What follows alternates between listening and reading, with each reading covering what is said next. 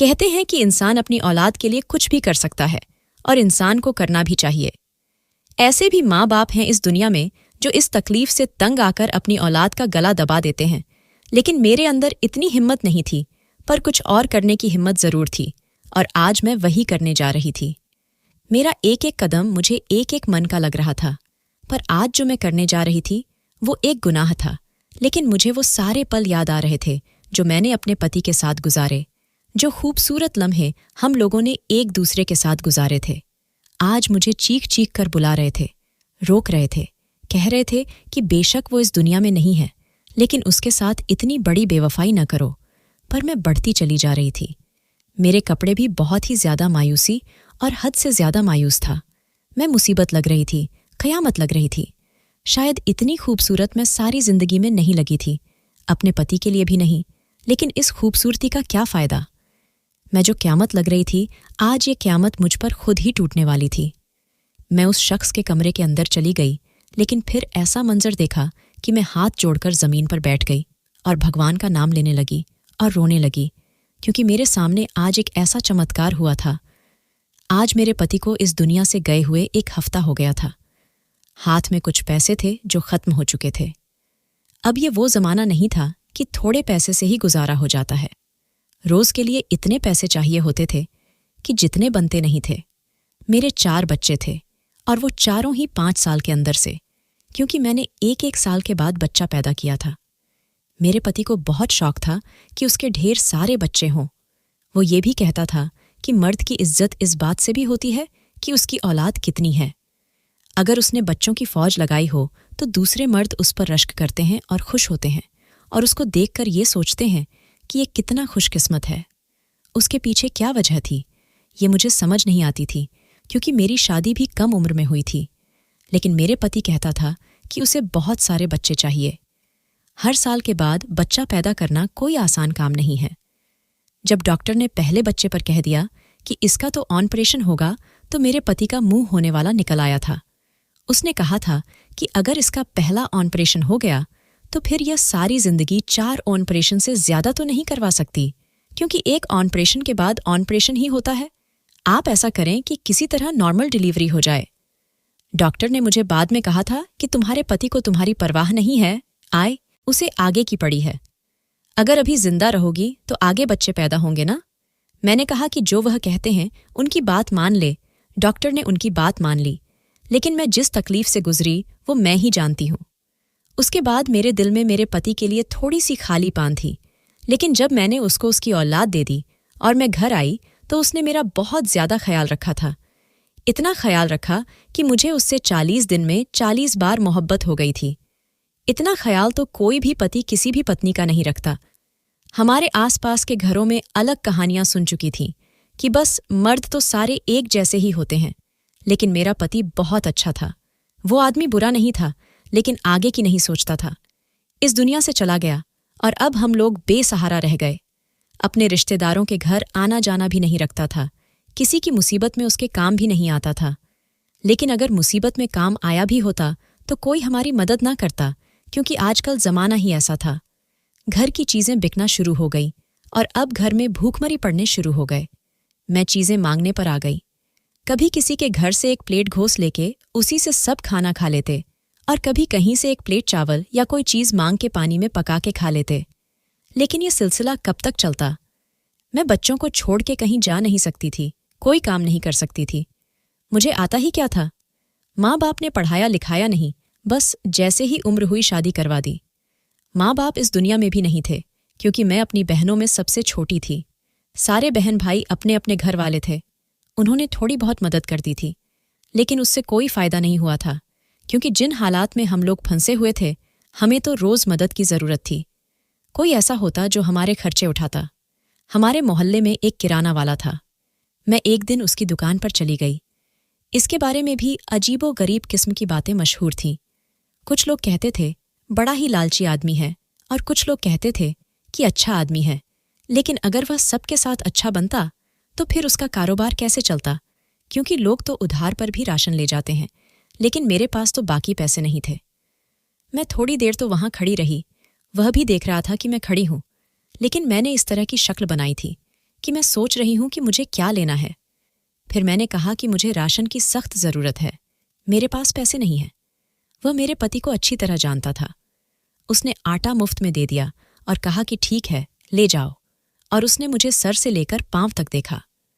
मुझे उसकी नज़र कुछ अजीब सी लगी थी, लेकिन शायद मैं ज्यादा ही सोच रही थी, क्योंकि अब अकेली हो गई थी, इसलिए दिल में अजीबोगरीब किस्म के ख्याल आते रहते थे। ऐसा लगता था कि सब लोग ही मेरे दुश्मन हैं, कोई भी मेरा अपना नहीं है। बच्चे इतने छोटे थे कि वो मेरी मदद नहीं कर सकते थे। अभी उन्हें खुद संभालने की जरूरत थी। मेरी सबसे छोटी बेटी सिर्फ 3 महीने की थी। मैं उसको छोड़ के कैसे कहीं जा सकती थी। हालात बद से बदतर होते जा रहे थे। अब मैं रोज उस किराना वाले की दुकान पर जाती और कोई ना कोई चीज उधार ले लेती। वह उस चीज को खाते में लिख लेता। वह ये समझ रहा था कि मैंने खाता खुलवाया है और मैं बाद में पैसे दे दूंगी। मेरा पति भी इस तरह करता था। मोहल्ले के बाकी लोग भी ऐसा करते थे, लेकिन उसे क्या पता था कि मेरे पास बाद में देने के लिए कुछ भी नहीं है, अब भी कुछ नहीं है और आगे भी 1 रुपया भी नहीं होगा। घर की वो चीजें भी बेच दी जिनको बेचने की जरूरत नहीं थी, लेकिन वो भी चली गईं। एक दिन एक औरत मेरे घर आई। वो मेरी दोस्त थी, लेकिन जब से मेरे पति इस दुनिया से गए थे, पहली बार आई थी। मुझे उससे मदद की कोई उम्मीद नहीं थी, क्योंकि उसके हालात भी मेरी तरह ही थे। उसका पति किसी और लड़की के साथ था, उसका चक्कर चल रहा था। वो खुद भी बड़ी परेशान रहती थी, फिर भी घर से एक टाइम का खाना बनाकर ले आई थी। आकर मेरे पास बैठ गई, मेरे बच्चों को खाना खिलाने लगी। मैंने कहा, तुम कैसे हो? उसने कहा, मुझे छोड़ो, तुम्हारे हालात के बारे में सब जानती हूं, कैसे गुजर रहा है। मैंने कहा, मैं किराने की दुकान पर जाती हूं, कभी कोई चीज ले आती हूं और कभी नहीं। उसने कहा, कैसे करती हो, पैसे कहाँ से देती हो? मैंने कहा, नहीं, पैसे नहीं हैं, मैं पैसे नहीं देती, यूं समझ लो उधार चल रहा है। तो उसने कहा, वो आदमी तो बड़ा अजीब है, वो पैसे लेने लोगों के घर पहुंच जाता है। मैंने कहा, जब घर आएगा तब देखा जाएगा, अब और क्या करूं, 5 बच्चे हैं, कैसे गुजारा होगा? उसने कहा, मेहनत मजदूरी करो। मैंने कहा, इतने छोटे बच्चों को छोड़ के कैसे जाऊं? उसने कहा, कुछ तो करना पड़ेगा। मुझे उसकी बात पर बहुत गुस्सा आया कि मुझे सलाह देकर चली गई है, खुद मेहनत मजदूरी करने जाती है, तभी तो उसका पति दूसरी औरतों के पीछे जाता है। लेकिन मेरे पति इस दुनिया में नहीं थे, पता नहीं क्यों मुझे उसकी बात पर गुस्सा आ गया। शायद मुझे घर बैठकर उधार की चीज लेकर खाने की आदत हो गई थी। मैंने कहा, जो चल रहा है चलने दो, कोई उठाकर पुलिस में तो नहीं दे देगा, उधार क्या है, एक दिन पैसे लौटा दूंगी, कुछ न कुछ हो जाएगा। मैंने खुद को भगवान के आसरे पर छोड़ दिया था। वैसे तो हम सबको भगवान का ही आसरा होता है, लेकिन मैंने तो खुद को ऐसे छोड़ दिया था कि बस कुछ न कुछ हो जाएगा, लेकिन कर कुछ नहीं रही थी। शायद यही मेरी गलती थी, लेकिन फिलहाल मेरे पास और कोई रास्ता भी नहीं था। दिन इसी तरह गुजरते रहे। मेरे बच्चों ने तो एक और काम भी शुरू कर दिया था। जो बच्चे थोड़े बड़े थे, वे वहां जाकर अपने लिए खाने पीने का सामान ले आते थे, कहते थे कि बाद में पैसे दे देंगे। अब बच्चे थे, उन्हें कैसे रोक दूं? पहले ही वे बार बार पूछते थे कि हमारा पिता कहाँ है। ऐसे में अगर उनका दिल बहलाने को वे 10 रुपए की कोई चीज ले आते तो मैं उन्हें रोक नहीं सकती थी। अपने पति की बहुत याद आती थी। देखा जाए तो मेरे साथ बहुत बुरा हुआ था। मेरे पति ने मेरे साथ अच्छा नहीं किया। छोटी सी उम्र में मुझे 5 बच्चों की जिम्मेदारी दे दी और खुद दुनिया से चला गया। मेरा वजूद, मेरा शरीर, मैं खुद इतनी खूबसूरत थी कि अगर मेरे सिर्फ 2 या 1 बच्चा होता तो मेरी फिर से शादी हो जाती। कोई ना कोई मेरी खूबसूरती देखकर मुझसे शादी कर लेता, लेकिन 5 बच्चों का बोझ कौन उठाएगा? किसी को पागल कुत्ता भी काटे तो वह एक खूबसूरत लड़की के पीछे 5 बच्चों का खर्च भी नहीं उठाएगा। अगर वह 5 बच्चों को सिर्फ दाल, रोटी, सब्जी भी खिलाए तो भी खर्च इतना ज्यादा हो जाएगा कि वह पछताएगा कि मैंने औरत से शादी ही क्यों की। मेरे पति ने मेरी जिंदगी को खूबसूरत बनाने की बड़ी कोशिश की, लेकिन अब उसके जाने के बाद मेरी मदद कोई नहीं कर सकता था। मुझे अपनी मदद खुद ही करनी थी, लेकिन समझ में नहीं आता था कि छोटे बच्चों के साथ यह सब कैसे होगा। एक दिन मैं दुकान पर गई तो मुझे किराने वाले ने एक अजीब सी बात कर दी जो उसे नहीं करनी चाहिए थी। उसने कहा, पहले तो तुम इतनी खूबसूरत होती थी, तुमने अपना क्या हाल बना लिया है? मैंने कहा, आपको तो पता है मेरा पति इस दुनिया में नहीं है। उसने कहा, पति न हो तो क्या इंसान अपना ख्याल रखना छोड़ देता है? मैंने उसे कहा, शायद आप भूल रहे हैं कि हम उसी समाज में रहते हैं जहां विधवा को तेल में पका खाना भी नहीं मिलता, जूता भी नहीं पहन सकती और सोती भी जमीन पर है। तो फिर आप यह कैसे कह सकते हैं कि पति के जाने के बाद क्या इंसान मर जाता है? वह कहने लगा, वह सब तो पुरानी बातें थीं, आजकल कौन इन बातों को मानता है? मैं सामान में कुछ सच संवार की चीजें डाल देता हूं, अपना ख्याल रखा करो। मैंने कहा, इन चीजों की जगह आप मेरे बच्चों के लिए कोई और चीज दे दें। सच संवार के किसको दिखाना है, लेकिन मेरे बच्चों का पेट भर जाएगा तो मेरे चेहरे पर खुद ही खुशी और रौनक आ जाएगा। उसने कहा, वह भी दे दूंगा, लेकिन अपना ख्याल रखा करो। तुम जैसी खूबसूरत औरत पूरे गांव में नहीं है, क्यों अपने आप को खराब करती हो? मैंने कहा, खराब तो हो गई हूं। उसने कहा, नहीं, तुम्हें देखकर कोई नहीं कह सकता कि तुम्हारे 5 बच्चे हैं। तुम्हें अभी भी बहुत खूबसूरती बाकी है। पता नहीं मैं उसकी सारी बातें क्यों कर रही थी और वह भी यह सब क्यों बोल रहा था। मेरी जिंदगी में था ही कौन जिससे मैं अपने दिल की बातें करती। मेरे पति भी चले गए थे, शायद मेरा दिल भरा हुआ था, और इतना भरा हुआ था कि मैंने उसे पराए आदमी से ही अपनी दिल की बातें करनी शुरू कर दी। ऐसा होता है कभी कभी कि इंसान जो बातें अपनों से भी नहीं कर सकता, वह परायों से कर लेता है, क्योंकि अपने उसे जज करते हैं और पराये उसे जज नहीं करते। इसलिए शायद वह इस तरह की हरकत करता है, और मेरे साथ भी यही हुआ। लेकिन यह कोई ऐसी बात नहीं थी, मैंने कोई ऐसी वैसी बात नहीं की थी। अगर कुछ बोल दिया तो क्या हो गया? लेकिन जब मैंने घर आकर देखा तो उसने सामान के अंदर शैम्पू, क्रीम, लिपस्टिक, पाउडर वगैरह डाल दिया था। क्या मुझे यह सब कुछ लगाना चाहिए था? और फिर हमारे गांव के लोग तो अभी भी बातें करते थे। अभी कौन से मेरे पति को इस दुनिया से गए हुए बहुत महीने हो गए थे। अगर मैं यह सब कुछ लगाती तो लोग जरूर मेरी पीठ पीछे बातें करते, और मैं ऐसा नहीं चाहती थी, इसलिए मैंने कुछ भी न लगाया। सोचा कि वापस कर दूं, लेकिन फिर एक तरफ रख दिया। अगले दिन मैं फिर से दुकान पर गई तो किराने वाले ने मुझे गौर से देखा और कहा, यह क्या, मेरी दी हुई चीजों में से कुछ भी न लगाया? मैंने कहा, दिल नहीं मानता मेरा। उसने कहा, दिल को समझा लो, तुम्हारे दिल के न मानने से तुम्हारा पति वापस तो नहीं आने वाला। मैंने कहा, तुम्हारी बात ठीक है। पता नहीं क्यों मैं उससे अपने दिल की बात कर लेती थी। शायद मैं उससे मुफ्त में चीजें ले रही थी, इसलिए उसे अपनी मजबूरियां भी बता देती थी। आज तो मैंने उससे अपनी बेटी की दवा के पैसे भी ले लिए। वो सिर्फ राशन ही देता था, यह भी उसकी मेहरबानी, लेकिन दवा के पैसे भी दे दिए। बेटी बीमार है तो उसे ले जाओ, उसने कहा। मैं बेटी को डॉक्टर के पास ले गई तो वहां कुछ औरतें बैठी थीं। उस किराने वाले का नाम अहम था। मुझे कहने लगी, यह तो काम भी नहीं करती, फिर इसके पास ये पैसे कहाँ से आए कि डॉक्टरों के पास फिर रही है और बेटियों के लिए दवाइयां भी ले रही है? वह तो ऐसे कह रही थी जैसे मैं किसी पार्क में घूम रही हूं। सब कहने लगे, हाँ, वो दुकानदार है ना अहम, आजकल इस पर बड़ा मेहरबान है। वैसे है तो वह बनिया सिफत आदमी, किसी को 1 रुपया नहीं देता, लेकिन सुना है इसके ऊपर बड़े पैसे लुटा रहा है, हर चीज दे रहा है।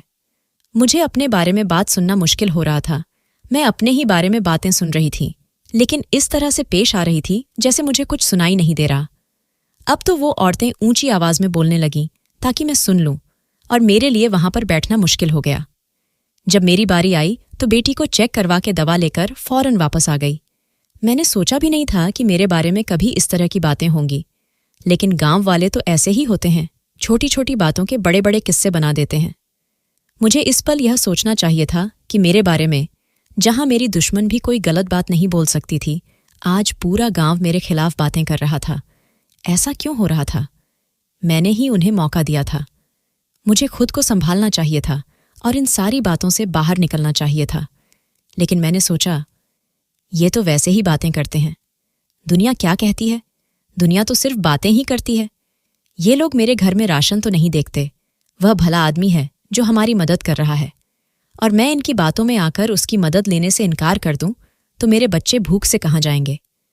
फिर क्या ये लोग मेरे बच्चों को खाना देंगे? अगर ये मेरे बच्चों को खाना देने की जिम्मेदारी उठाते हैं तो ठीक है, फिर मैं किसी से कोई सामान नहीं लूंगी। एक रात मेरे पति भी सपने में आए। जब से वह इस दुनिया से गए थे, पहली बार मेरे सपने में आए। मैंने उनसे कहा कि तुमने मेरे साथ अच्छा नहीं किया, मैं बहुत परेशान हूं। तो उन्होंने कहा, सब कुछ ठीक हो जाएगा, लेकिन तुम जो कर रही हो वो ठीक नहीं कर रही हो। मैं हैरान रह गई और मुझे अचानक से ऐसा लगा जैसे यह सपना नहीं है और वह मेरी आंखों के सामने से गायब हो गए। मैं उठी तो मुझे पसीना आ रहा था। तो यह सपना ही था, लेकिन बहुत अजीब सा था। पता नहीं वह किस ओर इशारा कर रहे थे कि तुम जो कर रही हो वह ठीक नहीं है। अब मैं इस बात को क्या समझूं? सपनों में कहाँ लोग इशारे मिलते हैं? लोग तो कहते हैं कि सपने दिमाग का फितूर होते हैं। मैंने किराने वाले से बहुत सारा सामान ले लिया था। सोचा आज भी जाना है, पर अजीब लग रहा था। तो आज जाने से पहले मैंने होंठों पर उसकी दी हुई लिपस्टिक लगा ली, ताकि वह देखे और खुश हो जाए और सामान दे दे, कोई और बात ना करे। उसका सारा ध्यान इस बात पर चला जाए कि मैंने उसका दिया हुआ सामान इस्तेमाल किया है, तो फिर वह पैसे के बारे में बात नहीं करेगा। मैं यह सब इसलिए कर रही थी ताकि मुझे सामान मिल जाए, पर मुझे क्या पता था कि मेरे साथ क्या होने वाला था। मैं दुकान पर गई। उसने भी फौरन ही महसूस कर लिया कि मैंने लिपस्टिक लगाई है, यानी उसने देख लिया और उसके चेहरे पर मुस्कुराहट आ गई। कहने लगा, वाह, आज तुम बहुत अच्छी लग रही हो, यही बात है। वाकई बहुत खूबसूरत लग रही हो। बोलो, क्या चाहिए? मैं भी खुश हो गई कि जो करने आई थी वह हो रहा है। मैंने कहा, बच्चे बड़े हो रहे हैं, थोड़े बहुत राशन से गुजारा नहीं होता। उसने कहा, अभी तो राशन आया नहीं है, मैंने खुद माल नहीं मंगवाया, लेकिन जो भी तुम्हें चाहिए मैं डाल के दे देता हूं। फिर इसके बाद इसका कोई सही हल निकालते हैं। महीने के महीने राशन ले जाया करो, यूं रोज रोज आती हो तो अच्छा नहीं लगता, और गांव वाले भी बातें कर रहे हैं। मैंने कहा, हाँ, गांव वाले तो बहुत बातें कर रहे हैं। आप इतने अच्छे इंसान हैं, आप मेरी इतनी मदद कर रहे हैं, लेकिन वे फिर भी हमारे बारे में उल्टी सीधी बातें ही कर रहे हैं। उसने कहा, ऐसा ही होता है, कोई किसी के लिए अच्छा करता है तो दुनिया वाले उसे इस्तेमाल भी कर लेते हैं, लेकिन तुम फिक्र मत करो। मैं भी हैरान होती थी कि यह इंसान इतना अच्छा था कि मुझे मुफ्त में राशन वगैरह दे रहा था। फिर लोग इसके बारे में बुरा क्यों कहते थे? यह क्यों कहते थे कि अगर किसी को 2 रुपये देता है तो उसकी हड्डियों से 4 रुपये निकाल लेता है, बिना मतलब कभी किसी का फायदा नहीं करता। लेकिन अब तक ऐसा मुझे तो महसूस नहीं हुआ था। खैर, मेरा काम हो गया और मैंने वापस अपने घर की राह ली। मुझे सामान की जरूरत थी और मुझे और कोई तरीका समझ में नहीं आ रहा था, क्योंकि मैंने उससे इतना सारा सामान ले लिया था कि अब कीमत हजारों में चली गई थी। लेकिन जब मैं घर आई तो मेरे बच्चे बहुत खुश हो गए। उन्होंने देखा कि माँ इतनी सारी चीजें ले आई हैं और मेरी आंखों में आंसू थे। रात को बैठकर रोती रहती थी। मैंने कहा, हे भगवान, मुझे माफ कर दो। मैंने क्या किया? मैंने अपनी खूबसूरती का इस्तेमाल किया, लेकिन मैं क्या करती? दुनिया की कोई भी माँ बच्चों को भूखा नहीं देख सकती, और फिर मैं क्या करती? मेरे पास और था ही क्या? घर का सामान भी बेच दिया था, कोई भी मदद करने को तैयार नहीं था। लोग सिर्फ तसल्ली देते थे, और तसल्ली से घर नहीं चलता है। अब हमारे बारे में बातें बढ़ती चली जा रही थीं। मेरी दोस्त ने भी मुझसे कह दिया, मैं तो समझ रही थी कि ऐसा वैसा कुछ नहीं है, पर अब मुझे लगता है कि तू भी बहक गई है। मेरा दिल किया कि मैं उसे थप्पड़ मार दूं। मैंने कहा, ऐसी कोई बात नहीं है, और फिर तू मेरी दोस्त है, तू दोस्त होकर ऐसी बातें कर रही है। उसने कहा, और क्या करूं? 2-4 जगह बैठकर मैंने तेरी बात की तो लोगों ने मुझे भी बुरा कहा। वह आती जाती रहती थी, कभी चक्कर लगा लेती थी, कोई न कोई चीज ले आती थी, लेकिन साथ में ऐसी ऐसी बातें भी कर जाती थी कि मेरा दिल जल जाता था। मैंने उसे कह दिया, मेरे घर आने की जरूरत नहीं है, जब मुझे तुझसे मिलना होगा मैं खुद आ जाऊंगी। इस बात पर वह चुप हो गई। उसने कहा, ठीक है, एक मैं ही थी तेरे साथ, तूने मुझे भी साइड पर कर दिया, इसका मतलब कि तू ही गलत है। मैंने कहा, अगर तुझे लगता है कि मैं ही गलत हूं तो फिर तू यहां आना ही बंद कर, सीधी सी बात है। उसने कहा था कि कल आ जाना, माल आ जाएगा, फिर कोई पक्का इंतजाम करेंगे। जब मैं गई तो वह पहले से ही काफी सारा सामान निकाल के बैठा था। पूरे महीने का आटा, घी, तेल, चीनी, पत्तियां, दाल, चावल सब कुछ पड़ा हुआ था। मुझे लगा कि शायद ये माल आया है, तो उसने कहा, नहीं, यह सब मैंने तो हमारे लिए निकाला है। मैं हैरान रह गई। मैंने कहा, यह सब कुछ?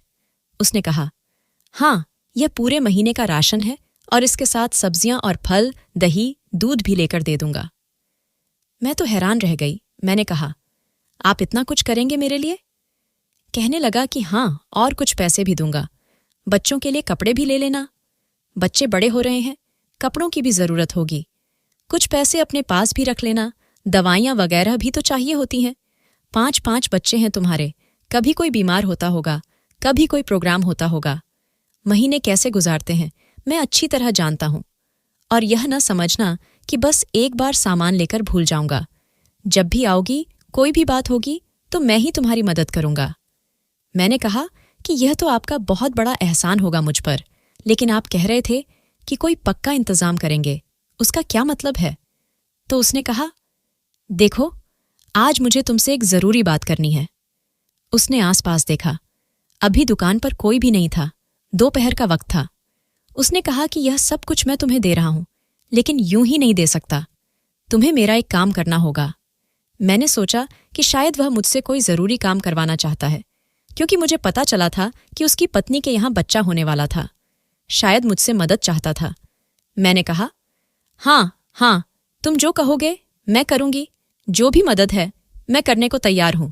उसने कहा, मेरी बात ध्यान से सुनो। फिर उसने मुझे ऐसी बात बताई कि मेरे कानों से जैसे धुआं निकलने लगा। मैं उसे हैरान होकर देख रही थी, पर उसने अपनी बात साफ साफ कर दी थी, बिना किसी लाग लपेट के। यह कोई मजाक या छुपी हुई बात नहीं थी, सीधे 2 टोक शब्द थे। उसने कहा, मेरी पत्नी के यहां आजकल औलाद होने वाली है। मैंने कहा, हाँ, मुझे गांव की औरतों ने बताया है। हो सकता है कि आपको मेरी मदद इसी के लिए चाहिए हो, क्योंकि शायद वह घर का काम वगैरह भी नहीं कर पा रही होगी। मैं कर दूंगी और बच्चा भी संभाल लूंगी। उसने कहा, उसे छोड़ो, मैं तो तुम्हें कुछ और ही बताना चाहता हूं। मैंने कहा, क्या मतलब? मैं समझी नहीं। उसने कहा, मेरी पत्नी बहुत मोटी हो गई है। मेरा उसके पास जाने का दिल नहीं करता। तुम मेरे साथ एक रात गुजार लो और 1 महीने का राशन ले जाओ। मैं यह बात सुनकर हैरान रह गई, और अब मुझे पता चल गया कि सारे गांव वाले क्यों कहते थे कि यह आदमी ठीक नहीं है। आखिरकार उसने अपना फायदा निकाल लिया। मैंने उसकी बात सुनी और मैं 2 कदम पीछे हट गई। उसने मेरी तरफ देखा। मेरे चेहरे पर हैरानी थी। उसने कहा, क्यों? क्या हो गया? मैंने कोई अजीब बात कर दी? तुम कोई छोटी बच्ची हो? 5 बच्चों की मां हो। तुम्हें नहीं पता कि दुनिया किस तरफ जा रही है। कुछ लो, कुछ दो का कानून चल रहा है। तो तुम क्या मेरे चाचा की बेटी हो कि मैं तुम्हारी मदद करता रहूं? मैंने सिर झुका लिया। मैं वहां से भाग जाना चाहती थी। उसने कहा, यहां से भागने की जरूरत नहीं है। जो मैंने कहा है उसके बारे में सोचना, नहीं तो तुम्हारी ऊपर पूरे 35,000 रुपये बनते हैं। वह कल देकर जाना। मैं हैरान थी कि उसने एक एक चीज का हिसाब रखा हुआ था। हम कौन सा भरपेट खाते रहते थे, बस रोज थोड़ा थोड़ा आटा और दाल ही तो ले जाती थी। लेकिन 2-4 महीनों में 35,000 तो बनते ही थे। आजकल महंगाई जो इतनी हो गई थी। उसने कहा, रात को 1 बजे तुम्हारा इंतजार करूंगा। अगर आना हुआ तो आ जाना, नहीं तो पैसे देकर जाना। और अगर पैसे नहीं दिए तो पंचायत बुला लूंगा। सारे गांव वालों के सामने बुलाऊंगा तुम्हें। उनको भी पता चलेगा तुम मुझसे किस लिए पैसे लेकर जाती रही हो। तुमने यहां पर खाता खुलवाया था। तुम्हारा पति भी ऐसा करता था, लेकिन वह पैसे देता था। अब तुम्हारा पति तो इस दुनिया में नहीं है, तो पैसे कौन देगा? अचानक उसका लहजा बदल गया था। उसकी आवाज भी बदल गई थी। मैं वहां से वापस आ गई। आसमान की तरफ देख रही थी कि अब क्या होगा। मेरी कोई मदद भी नहीं करेगी। गांव वालों के सामने इज्जत भी जाएगी, और जो रोजी रोटी लगी हुई है वह भी खत्म हो जाएगी। क्या मुझे यह सब करना चाहिए था? आज मुझे समझ आया कि लोग क्यों अपनी औलाद को जान से मार देते हैं, क्योंकि वे उन्हें भूखा नहीं देख सकते। लेकिन अपनी औलाद को जान से मारने से तो अच्छा था कि मैं अपनी जान ले लेती। लेकिन यह मौत ऐसी थी कि मैं मरती नहीं, जिंदा रहती, लेकिन शायद मेरे अंदर कुछ टूट जाता और मैं अपनी आत्मा की कुर्बानी देने को तैयार हो गई थी। रात को बैठी अपने बच्चों को देखती रही। समय हो रहा था, 12 बज चुके थे। मेरे पास 1 घंटा था। मैंने वह सारी चीजें उठाईं जो उसने मुझे दी थीं, जिनसे मैंने खुद को तैयार किया, और अब मैं उसके घर की तरफ रवाना हो चुकी थी।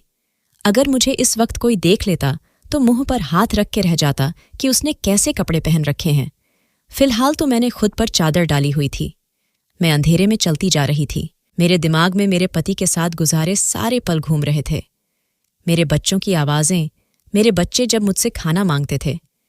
मैंने इन बच्चों को बड़ी मेहनत से पाला था, इसलिए नहीं कि इन्हें भूखा तड़पता हुआ देख सकूं।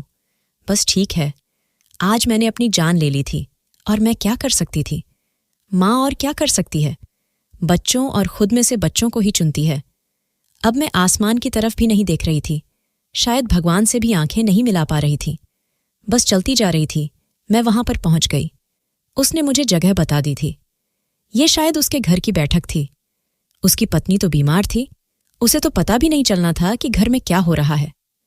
बैठक का दरवाज़ा भी खुला हुआ था। उसने शायद खिड़की से ही मुझे आते हुए देख लिया था। दरवाज़ा खोल दिया था। जैसे ही मैंने दरवाजे के अंदर कदम रखा, सामने का दृश्य देखकर हैरान रह गई। वह तो माहौल बनाकर बैठा था। वहां खाना भी पड़ा था, जिसकी खुशबू पूरे कमरे में फैल रही थी। उसके अलावा मेरे लिए तोहफे और वही राशन जो उसने एक बड़ी सी बोर में डालकर रखा था, वह भी एक तरफ पड़ा था और राशन को हाथ गाड़ी के अंदर रखा था ताकि जाते वक्त मैं उसे आराम से ले जा सकूं। इतना कुछ सोचकर बैठा था ये आदमी। मुझे तो उसकी शक्ल से ही नफरत हो गई थी। मुझे लगा था कि यह मेरा मददगार है, मेरी मदद कर रहा है, लेकिन यह थी उसकी मदद। आज मुझे समझ आ गया कि इस दुनिया में कोई किसी के लिए कुछ नहीं करता। मैं दरवाजे में खड़ी थी और मेरे कदम आगे नहीं बढ़ रहे थे, लेकिन मुझे आगे तो जाना ही था। अगर बाहर भी खड़ी रहती तो कोई और मुझे देख लेता और तब भी बात बदनामी तक ही चली जाती।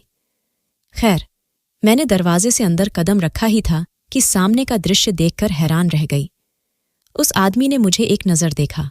उसके चेहरे पर मुस्कुराहट उभरी और अगले ही पल उसने अजीब तरीके से चिल्लाना शुरू कर दिया।